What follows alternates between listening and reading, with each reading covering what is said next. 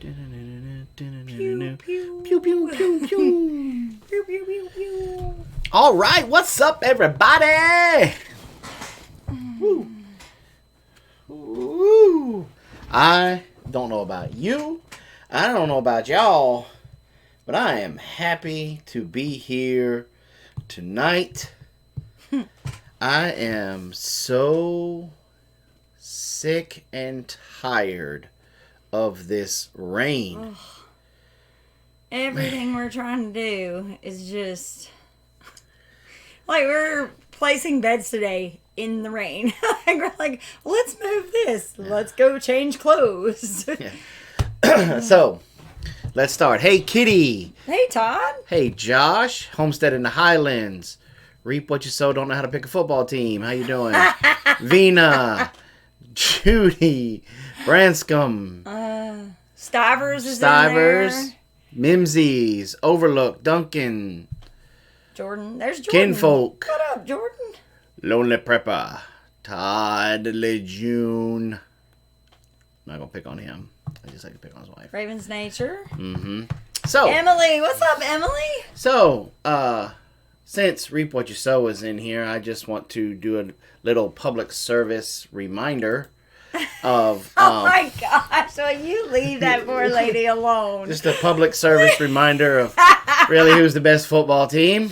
No teasing. Too late, Dee. So, Dee's in here, so...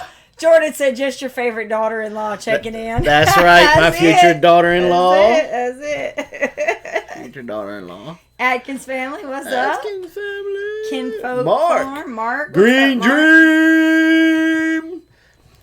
Now. April. Whoop whoop. I don't do a lot of channel shout outs that much. But reap what you sow. Todd did a really good video this last week where he basically, I think the title of it was going to spend more time on my land or giving back time to my land. He was part of a hunting club since he was 17 years old. What's up to family? Whoop whoop. Wow. And he decided no more. No more. I love what he said. He's like, I could be putting my time and my money into something that's going to make a big difference. And he showed him dragging I'm not going to tell too much. Moving his deer stand. Mm-hmm. And what is that, like 2 miles? It's like 2 or 3 miles, yeah. Yeah. Let me tell y'all, if y'all have never seen a Louisiana deer stand before, y'all need to go check out that video because that is a straight out of the bayou Louisiana deer stand. It looks like one of them airboats, that's got like the skids on it and stuff. Oh, we said we weren't going to give away that. I'm sorry. Who are you talking about? Reap what you sow.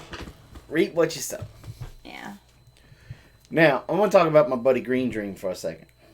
Him and I have been talking back and forth via Facebook and Instagram. Via the Facebook.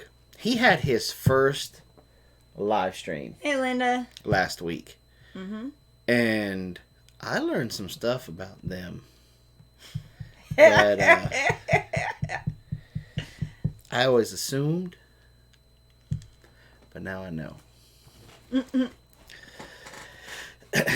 But they are completely off-grid out in the Arizona desert. Mm-hmm.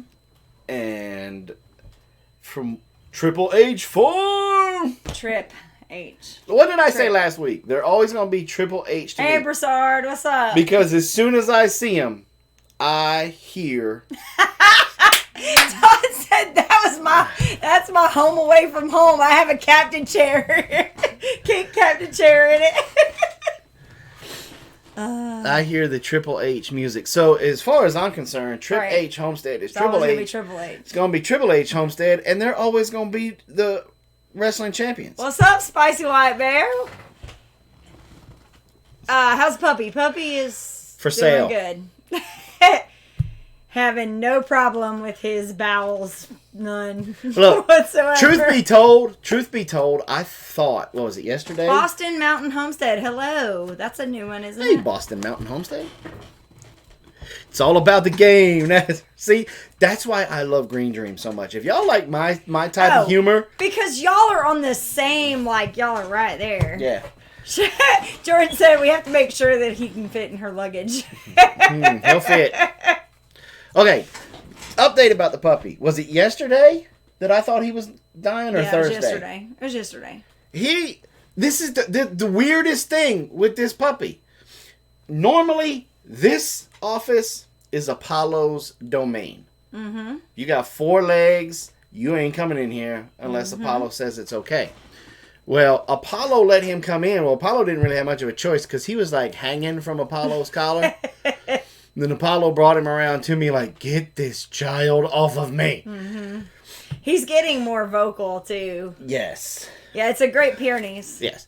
And so he went and laid down right. I know I'm pointing like you guys can see, but you can't. He went and laid right over here to my left. Just laid down on his side and peed.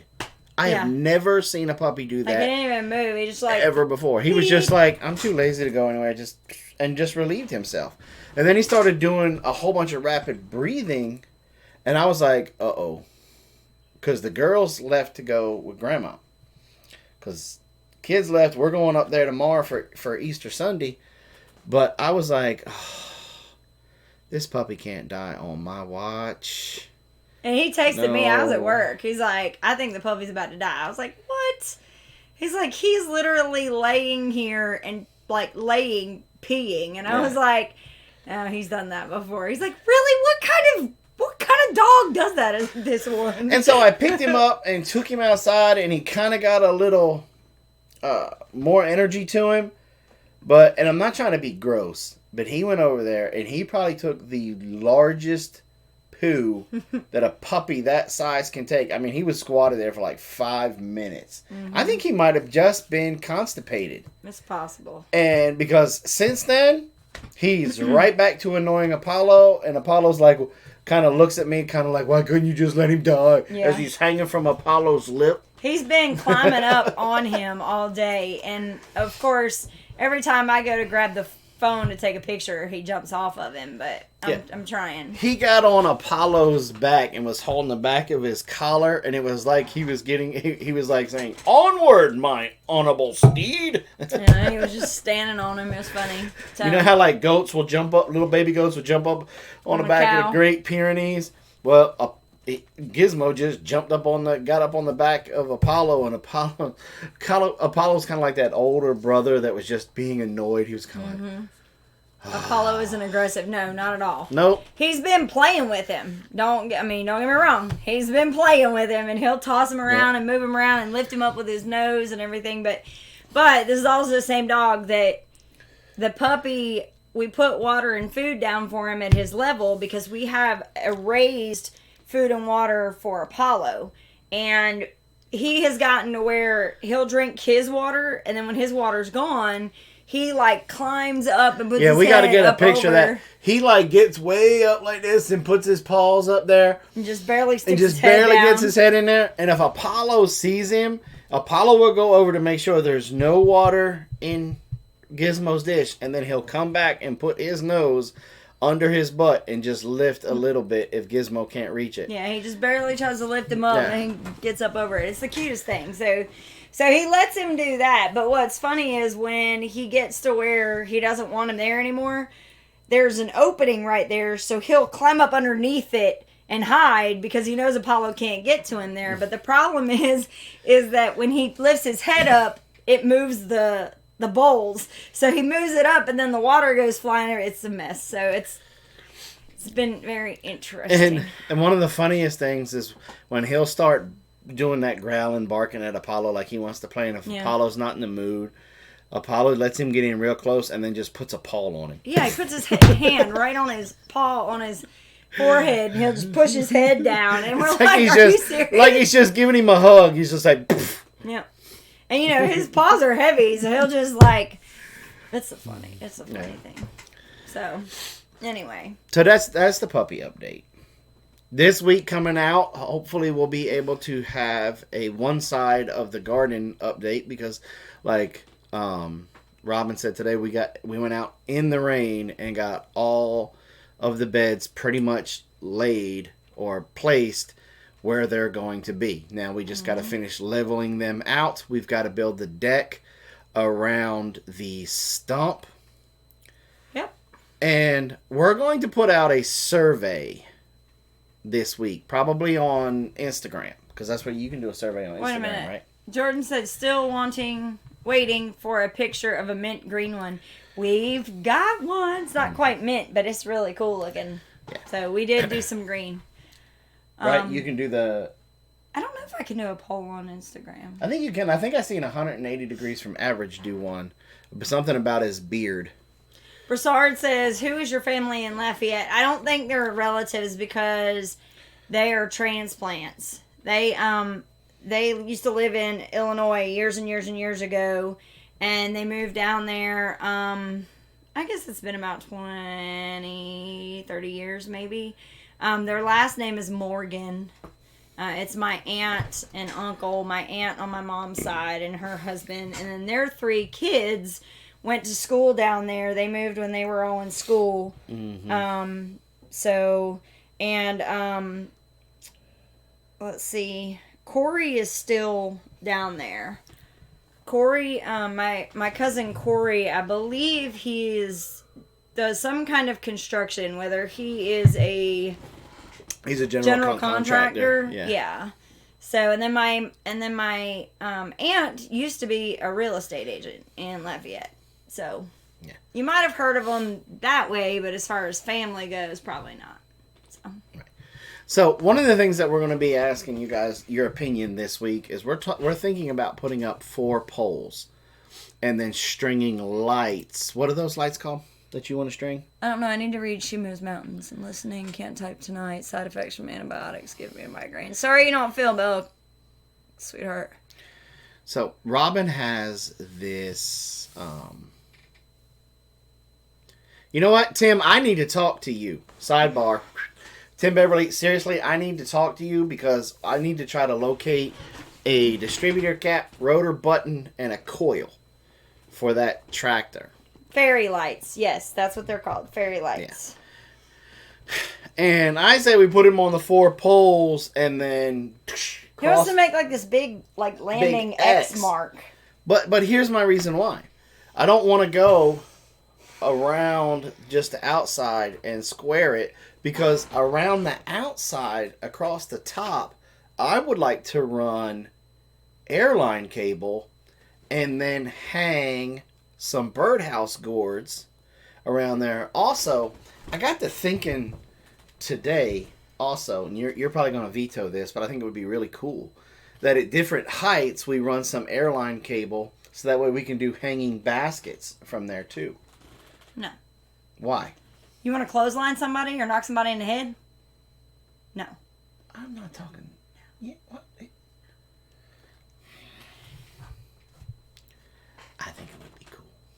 I think that would really maximize that space. I told him what I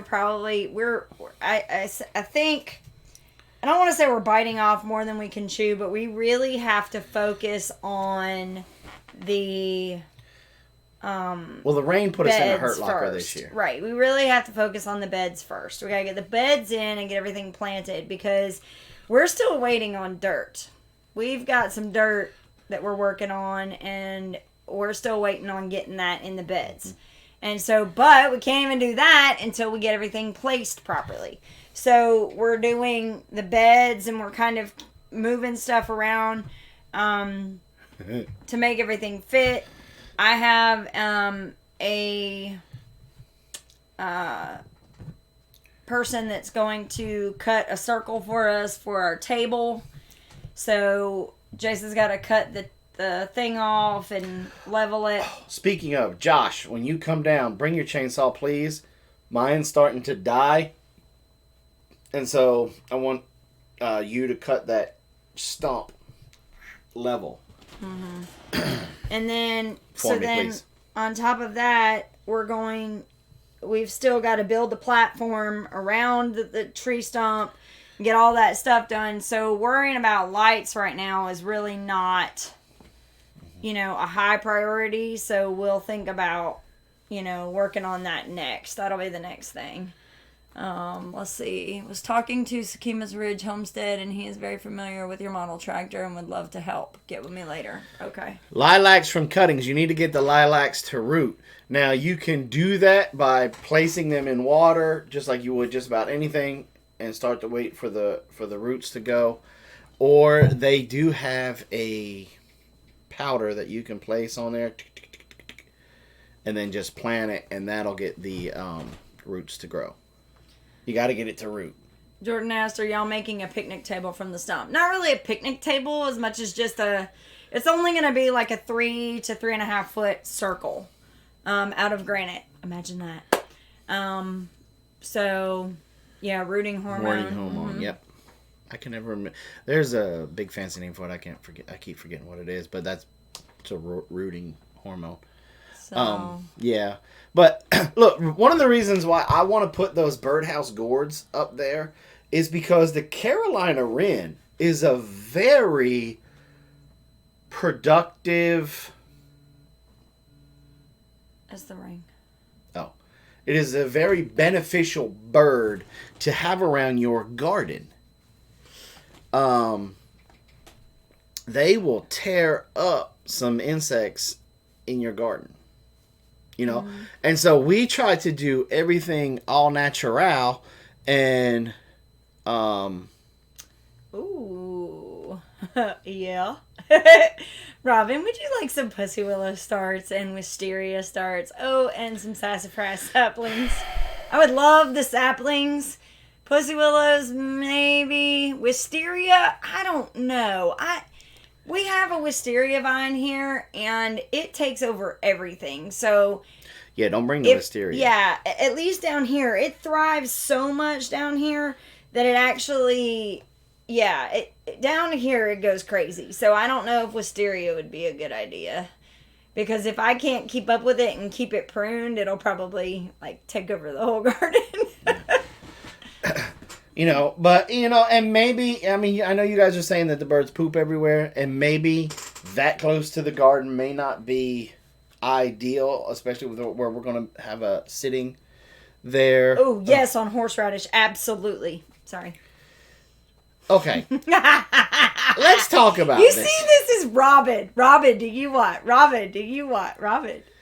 Who said Everybody keeps saying Robin. Okay. Gemini, we added a 12-slot purple martin house. That's awesome. Nice. Okay. Overlook brought up something. He said, did you get all the trees down safely yet? Let me tell you guys something. First, okay, Robin is screaming in this video, telling me I'm running the wrong way. But if you guys look at the video where I'm using the come along. And Two Family can vouch for this. There is a huge pile of brush. Right there. On the I'm other side. standing on an old tree branch from one of the things that we got down and was using the ratchet strap. That's the only way I had to go to run, because if I would have ran straight across, my son left a wheelbarrow right there, and there was a... Now, hold on, though. You could have ran faster and sooner. I don't think you realized just how tall that tree was, because you were taking your sweet old time running, and then all of a sudden that thing came crashing down. And if you watch the video, y'all, he was seriously close. He doesn't think he was, but he was super, super, super close. No. Just saying. There was at least 7 to 8 feet between me and that tree. No, there's no way. Yes way. No, not at Yes all. way. No. I had enough time. Close. I started doing Deion Sanders. I started high stepping. That was the problem. And you were taking your time. Oh, y'all. I'm telling you, it was everything I could do not to cuss. I was wound up. I mean, you can tell in the video, because, see, this is how this really happened. It's exactly the way the video took place. I came home, and I saw fire and smoke on one side of the house, which I kind of knew what that probably was. I open up the door and all I hear is chainsaw. And I'm like, are you kidding me? You're doing this now. So I get out and he's doing it. And I'm like, are you not going to film? And he's like, well, I mean, we're just cutting a tree. I'm like, okay. So I'm just sitting there watching it. And then all of a sudden he's fussing at Blaze. You didn't cut the wedge right. Da, da, da, da, da. It's going to fall this way. And I'm like, I'm getting this on film. So I go and I start vlogging and I'm doing everything. And the more I'm watching this, the more I'm realizing this is going to be interesting. So I just kept vlogging. And then they started on the back side cutting the wedge. And I was like, oh, it's going to fall soon. And I'm telling y'all, I heard that crack. And you can hear it in the video. It's like, and I'm like, Jason.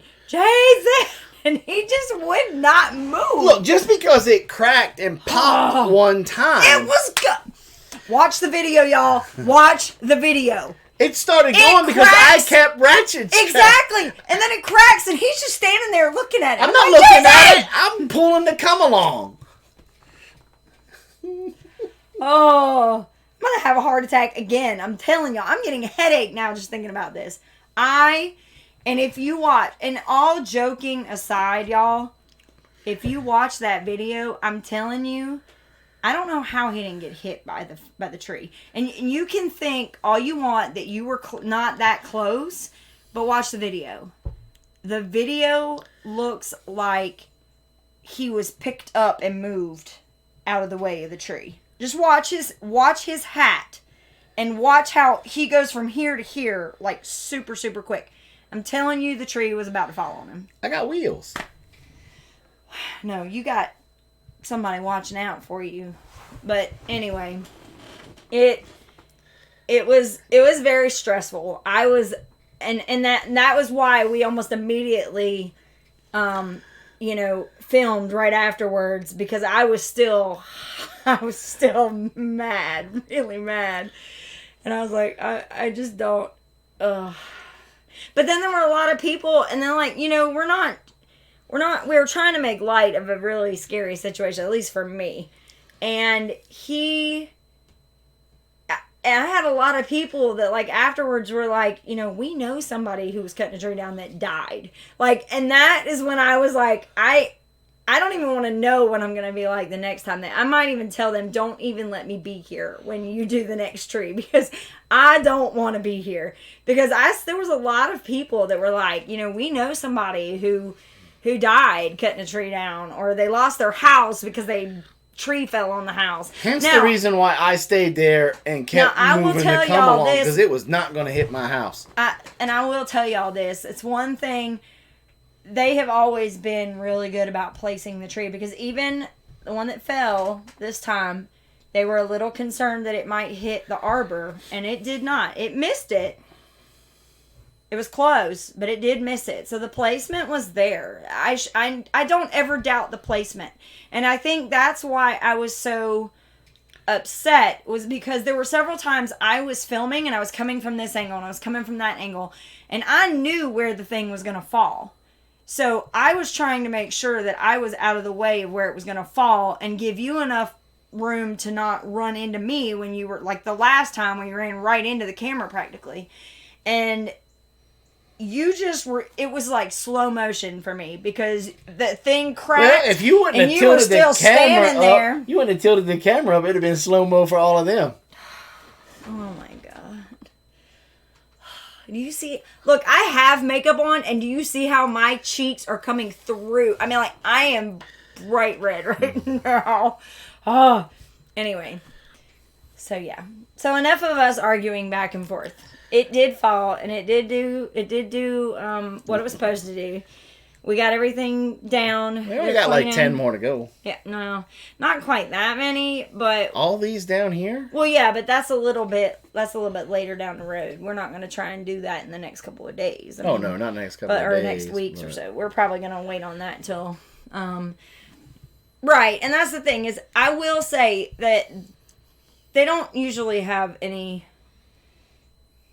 close calls. Like, There was one over here, and it was just because of the way the electric lines were. It was a little nerve-wracking. They had to be that very one was careful. scary. That one was scary. We had to pull something out of our backside with that one because the tree was like the electric lines were back here, and the tree was already leaning like this. So we put the chain, stretched it down to a bigger stump, put the come along on it, and just kept ratcheting. Yeah. Working it, and we'd cut it, and we'd cut it, and we'd cut it, and she kept wanting to go back this way, and we kept pulling, and it, and my come along just wasn't strong enough, I guess, and I finally told Blaze, I said, we got to notch out this corner right here to make it fall. Instead of letting it fall back that way, we made it fall this way. And we put wedges in it in the back and jam them in so that way it'd even push it forward a little bit more. Yeah. That puppy, that one was scary. This one that we just did here, nah. It wasn't, I mean, it really wasn't that bad. It was just a matter of you waited a little bit longer than my comfort level. I know. And I'm sorry. Because whenever, my thing is, as soon as you hear that, you need to be getting out of the way. And he heard it. And he was still standing there. And you can hear it in my voice. Yeah. He's running that video in slow-mo. Jason, run, you freaking moron. Yeah, we tried that. You know what happened? No, see, I don't have a block we and don't tackle. Have a block and tackle, but I don't we have did a block try and to tackle. use. But I need to save up and get a good block and tackle. Yeah. Because that would have pulled that tree this way. Suburban says, how many raised beds and Suburban's are you here. planting anything in the ground? So yes and no. How many raised beds are we planting anything in? We've got what? 2, 4, almost 6, 30, I think. Almost, yeah. Right now, And we're making. we're gonna do more on the other side. He's making more. Basically, our front yard is almost completely divided in the middle by a sidewalk with that arbor. We are focusing on the left side right now because that's where we took out a lot of the trees this late winter. And so we got all of those laid. The tree that He said, upon further review of that clip, I must say that I'm glad my truck was no longer parked in your driveway. That's exactly where it fell. the tree that we just recently dropped, now that's on the right side. We got about 30 on the left, and we'll probably put another 30 on the right. Now, we are going, in those 30 beds, we're going to plant things like tomatoes, beans, squash. A kitchen garden. Yeah, basically a kitchen garden. To show, and the whole purpose of us doing this is to show everybody that lives in suburbia or that lives in an apartment that you can take a small raised bed and you can get a lot out of it. Good night, Kenneth. Thanks for coming. And you can get a lot out of it. Now, we will probably, we've been talking back and forth. We're probably going to also... Ooh, South Korea. Hello. Also plant in our old garden spot because the pigs did such a great job. And we don't have any bahia or any type of cover crop to go in there. So we need to plant in there just to help preserve the soil. Mm-hmm. We are also going to have, hopefully, knock on wood, we're going to have our aquaponics system up and running where we will be growing watercress and, if I have my way, a cranberry bush. But I usually don't get my way that often. So it says you must have a big kitchen for that many raised beds. Okay, first of all, the raised beds are not like 4x8 and 8x10. You know, they're not these huge beds. A lot of them are like 4x4 squares or 3x8s. Their dimensions go from 3 foot by 10 foot. Those are the biggest ones. Now those will have a lot of our vertical plants in it. Those will have the beans and the tomatoes and the Cucumbers. and the melons and stuff like that. And we've got cantle panels that go up and over, just like how Reap What You Sow and Jess and Jeremiah have. Not Jess size beds. Well, the thing with Jess's beds they're just long, continuous beds, and with ours they're going to be separated. So and so they're going to have those, and then in front of those, because it's a 3 foot wide bed, we will companion plant, and it really depends on what climbers in there, what we're going to companion plant with. Maybe some radishes, beets, and maybe it'll also depend on what side of the with like on the one side, because it won't be getting but late afternoon sun, that'll probably help us be able to take our lettuce and stuff through the summertime. Good luck, Jordan. So the Trip H, we've had the aquaponics system up before. We're just going to put it back together and do it. It's a very small system. It's designed for somebody in suburbia to run off of their back deck or next to their back deck in their backyard. Our hardest part here where we live is keeping fish. The temperature. The tilapia cannot. We get too cold for the tilapia, and without it being in a greenhouse, it's hard in the wintertime to keep the temperatures up, even with aquarium heaters in there. So we're going to try possibly maybe if we can get our hands on some trout, or maybe the catfish out of our pond. Or we may just figure out a way to build something over it to keep it, try to warm it. Can't you do catfish? We could. We've thought about that too. Right. What kind of tomatoes are y'all planting? The Baker Creek seed catalog? Yes. Yeah. Yeah. That. We're working on a video. There's a video coming out where we're going to talk about. We're not going to talk about that. I'm just saying we're going to talk about all of that. So we'll tell you. Just be patient with us because we've been working on a really good video about choosing tomatoes. April said, "How do you keep critters out of the aquaponics if it's set up outside?" Well, the problem that you have with the critters, you have your cranes, your herons. Your possums and your raccoons. And of course the neighborhood cats. Now, when it comes to the different birds swooping in and getting them, even hawks and the ospreys and all of those, that is a simple half-inch galvanized hardware cloth over the tank. That stops them from being able to swoop down in there and get them. That also deters your coons and possums.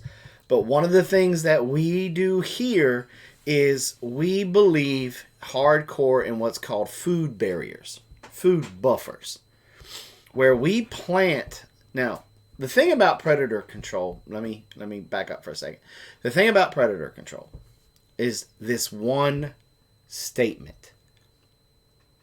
And here it is. So get out your pen and paper. Everything follows its food source. Yep. That is true. Everything follows its food source. Even us. And I'm going to make a point. As a homesteader, the first person that we see in the chat that gets this question correct will get a bar of soap, one of Robin's bar of soaps. Either Zits and Giggles or the Warrior Repose. As a homesteader, which predator is the one you have to worry about the most? Not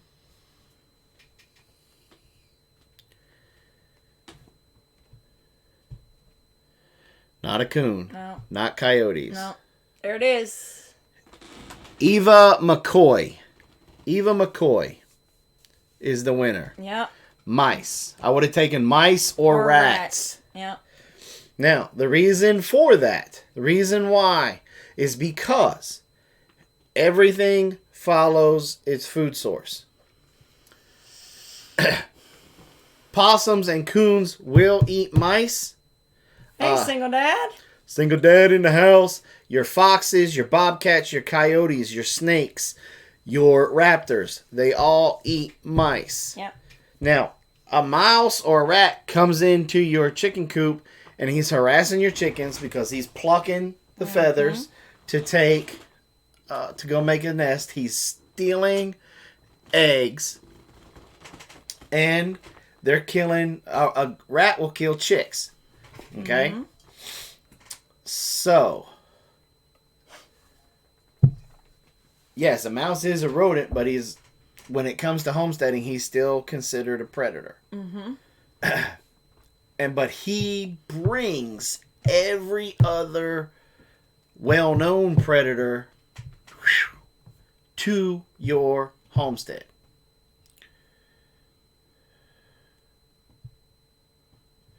Y'all ever done a drone bee removal? I'm doing my first one Monday. A little nervous. No, I've never done one. Never heard of it. No. Have y'all ever done a bee removal? Oh, yes. Done a bee. I thought that said drone. Yeah. Yes. We've done several. Matter of fact, we were the first people to do it in our state. Mm-hmm.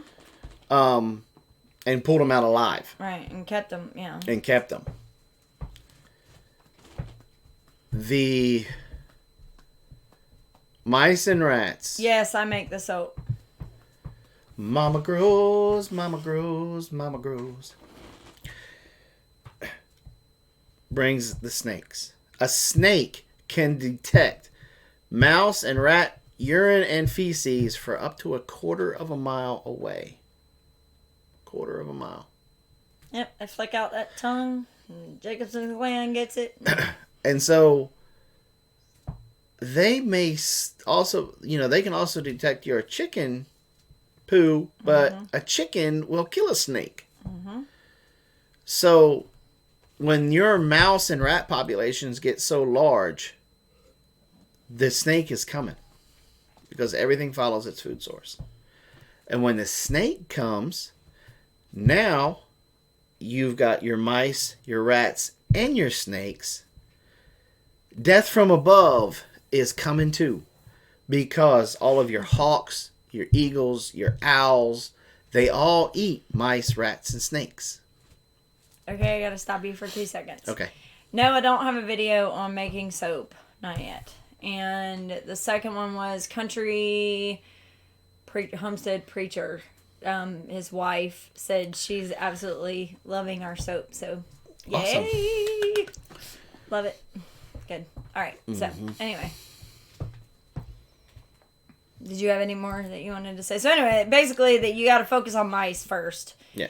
That's what I tell it when everybody... Because, look, there is no such thing as a 100% predator-proof chicken coop.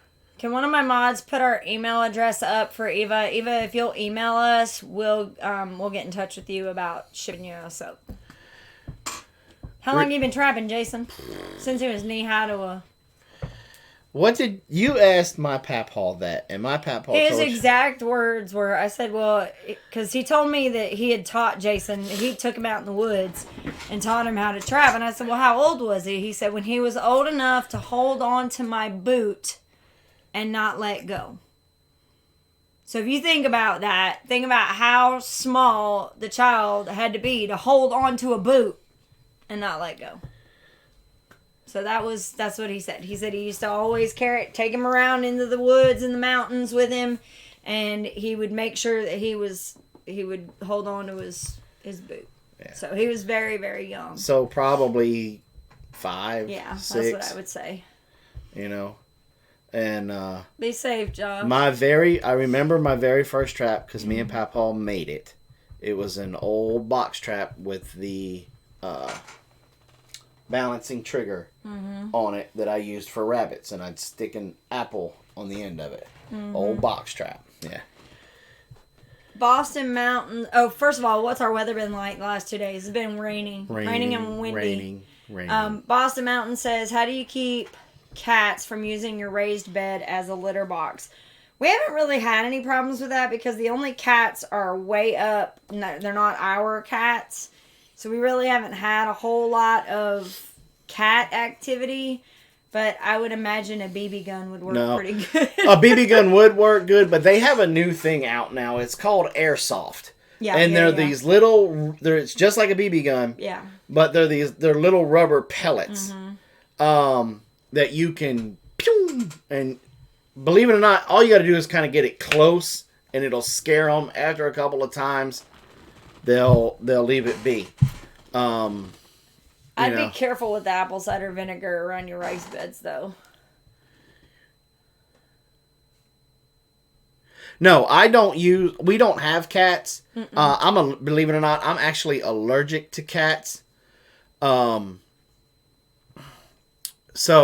the best thing that we use for our mice and rats, and we sell this trap, it's the T-Rex mouse trap or the T-Rex rat trap. It's on our website. It works like a boss. Pratt Family Homestead bought a bunch from us, and they were catching rats like that with them. Suburban, when I say a BB gun, I'm not talking about full force. I'm talking about just just enough to get them, not enough to kill them, obviously. Right. Do we have bear problems here? No. Night, Suburban. We have, you made her mad. Yeah, I mean, I didn't mean that way. I meant like, because with a BB gun, you don't have to pump it up really hard. You can pump it just a couple of pumps. It doesn't have to be hard. We are in bear country. They say that there's some up around the lake. And there's some around us. I've never seen any signs of them. But if I did, he'd only come around once. I like Dee's thing. She said she puts plastic forks in her bed, and then when they that would work too. Yeah. Yeah, I mean I've heard that before. You just put them out there. Just like motion censored, because somebody said, I think it was Homestead in the Highlands,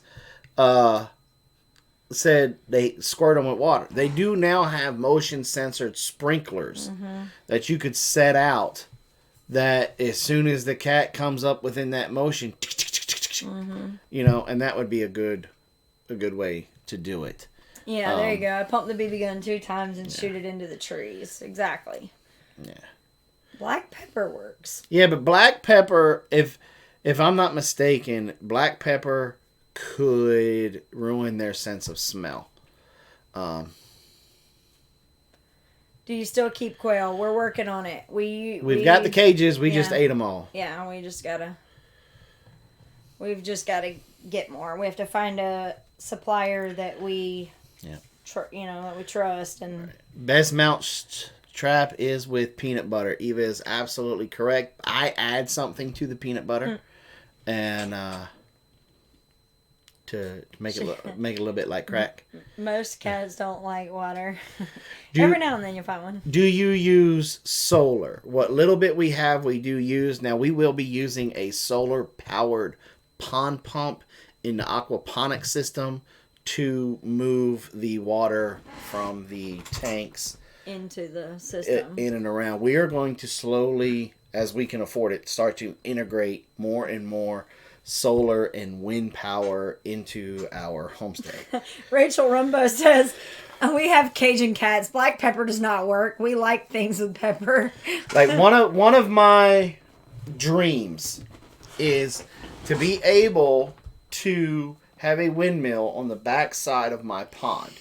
Use the windmill to pump water out of my pond into a holding reservoir tank that I can build, kind of like the old what are they called from the Roman days? The aqueduct. The aqueducts. And run it down the length of my pasture, so that way when I'm rotating my cows, that water's already there and I don't have to worry about it. And then Who do we know that has a good video on setting up solar? Because the only solar that we have is like, for instance, right now we have our electric fencing that's set up on solar. Yeah. We don't have any like actual panels or batteries yet. We're still working on that. We are Eva. We're talking with a company that's going to come out and try to give us an estimate, and maybe they will let us ride along on one of their installations and talk about the setup. Yeah. Is the goal of your cows to produce meat just for y'all or to sell as well? Both. Both. We usually keep one steer for us. We sell the rest. And then we sell the rest. Mm-hmm. Yeah. Because we don't need but one every couple years. Yeah. So, yeah, Green Dream, do you guys have a how to set up solar video? Because I know you guys got panels. If not, there you go. There you go. There's your first viral video. There you go. But yeah, now the other thing is what people don't understand is our one cow is a dairy cow. And in order for her to be in milk, she has to have a baby. Well, she's been out of having a baby for 2 years now. And we stopped milking her when we started our dairy, when we were working at the dairy. And so she's not been in milk. And so the big push about getting the bull was we got to get her pregnant so that we can get her back in milk.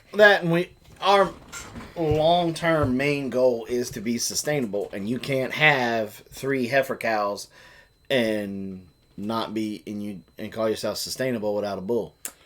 I was getting there. But the great byproduct of getting the dairy cow pregnant so that she'll have milk is that every year you're going to get yourself a new calf that's going to start adding to your population, thereby making you sustainable. So, we have so much milk from our family cow. Yeah, yes. Because we don't push a lot of grain or anything on her, she doesn't make as much milk as she could.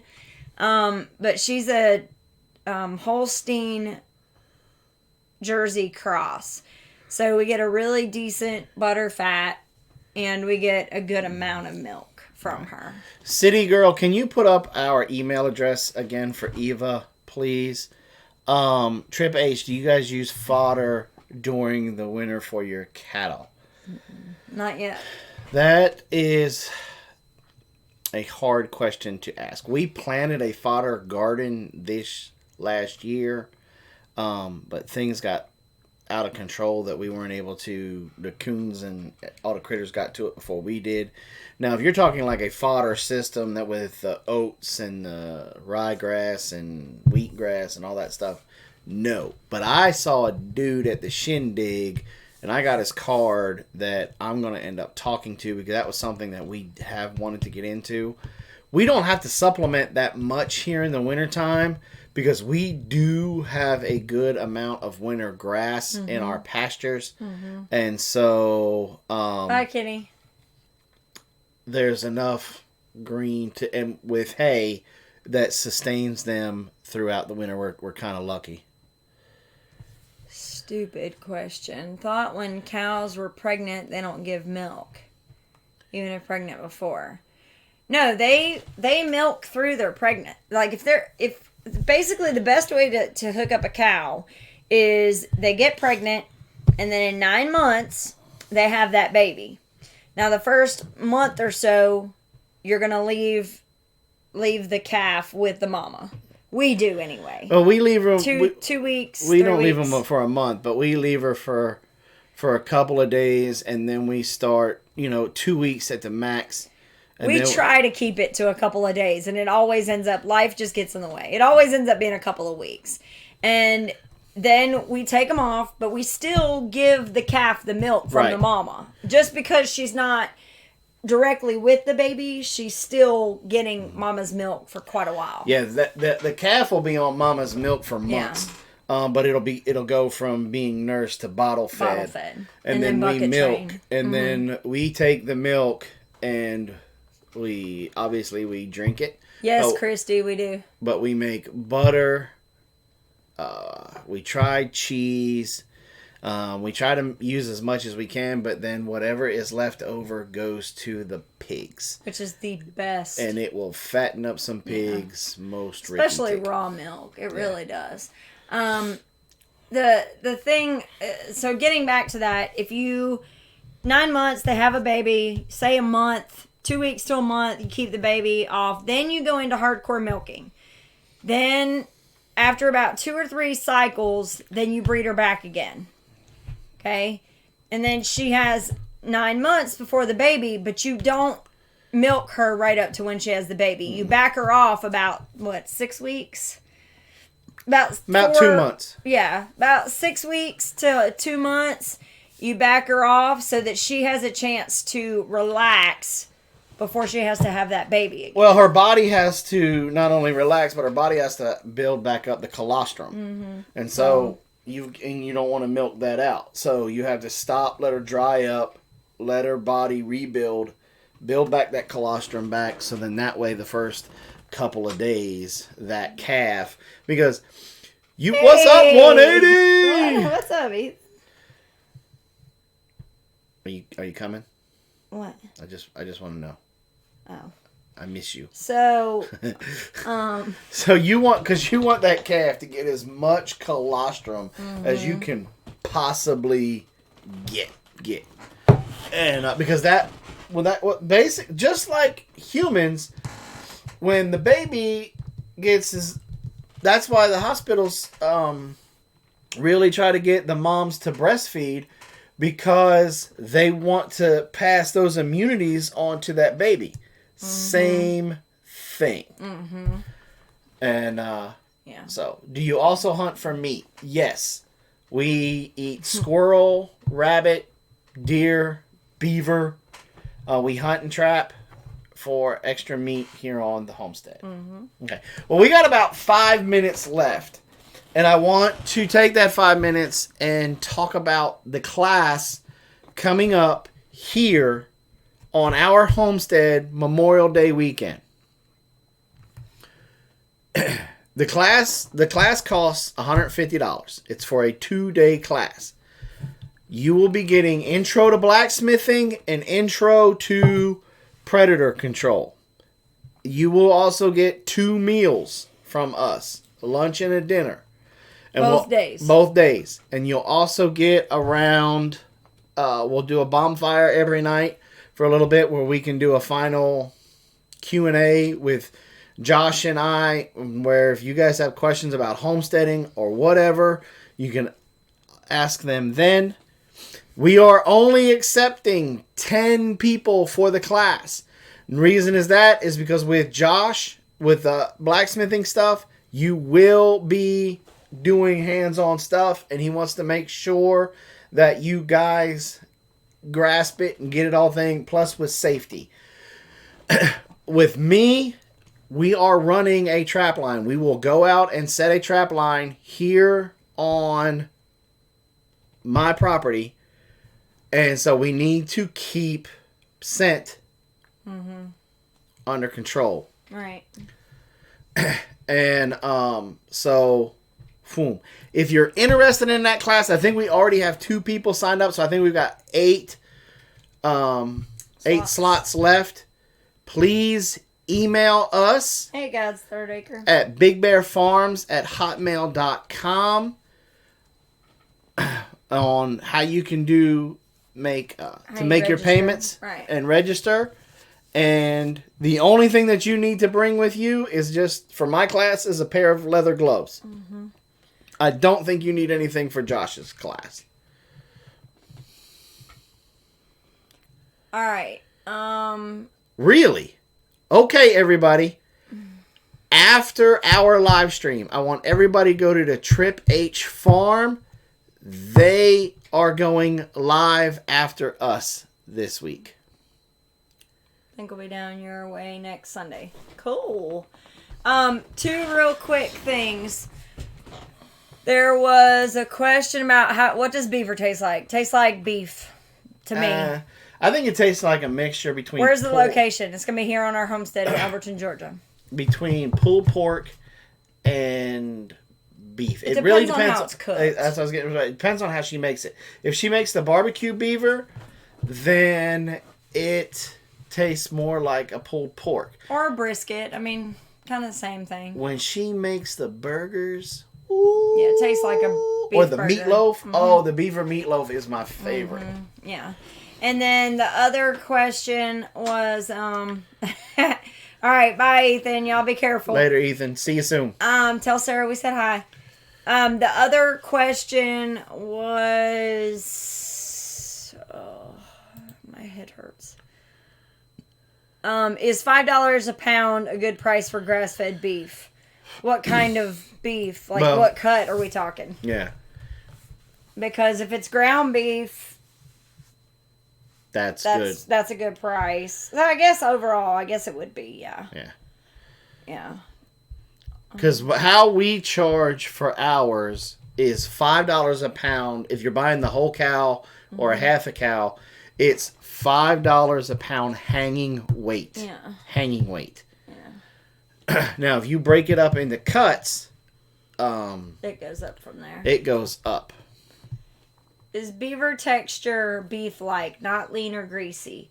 Okay, so here's the thing. The reason why we started eating beaver is we used to grind it up for bait for coyote. And when I was grinding it up, I realized that it looked a lot like ground beef. It feels like it looks like it's a little bit darker. But that's about it. The thing is, yes, it is lean because the way that a beaver is, their layer of fat is in between the muscle and the skin. So if you're going to do, like when we do beaver burger, we have to add in pork fat because otherwise it's gonna burn. Right. So what are quail eggs going for? It depends on if you're just selling, I don't know if you're just selling fertilized eggs. I don't know. But if you're selling the Cajun pickled quail eggs, I sell ours at $20 a quart and can't keep them in stock. Yeah. The breeding eggs, I have no idea. You're welcome. Yeah. So $5 a pound is half or whole, and that's hanging weight. That is correct. That's how we do it. Now, if you start moving up and you start talking about steaks and some of the roasts and stuff and you just want cuts, then that gets high. Thanks for having us over in your live feed. See y'all next time. It was nice having you. We'll be here again next Saturday at 8 p.m. Okay, guys, we got about 3 minutes before we get out here. Remember, if you want to participate in the class, email us at bigbearfarms@hotmail.com. Let's all go let's refill our drinks, take a potty break real quick, and head on over to Trip H Homestead. They're going to be doing a live. Go ahead, city girl. They're going to be doing a live. They're going to be going live here in a few minutes. So let's go on over there, show them some love, and have a good time. All right. Well, thank you guys for coming and hanging out with us. Remember to be kind to one another. You don't know what people are going through, and if they snap at you and they're ugly to you, say a little prayer for them, but don't be ugly back. They could just be having they could have gotten some super bad news, lost a loved one, lost a job, something, and they probably didn't mean to be that way. Also, remember to recycle, repurpose, and reuse. This is extremely important. You guys, God put us in charge of this planet. He gave us dominion over the plants, the animals, the whole planet. And it's our responsibility to be good husbands. So recycle, repurpose, reuse. Get active in your local government. Don't get them to give tax breaks to revitalize downtowns instead of cutting down forest lands to put up another strip mall that will be shut down in 6 months to a year. Okay? And we'll see you guys on over there at Trip H Homestead's live stream. Happy Easter, y'all. Y'all have a good weekend. Happy Easter.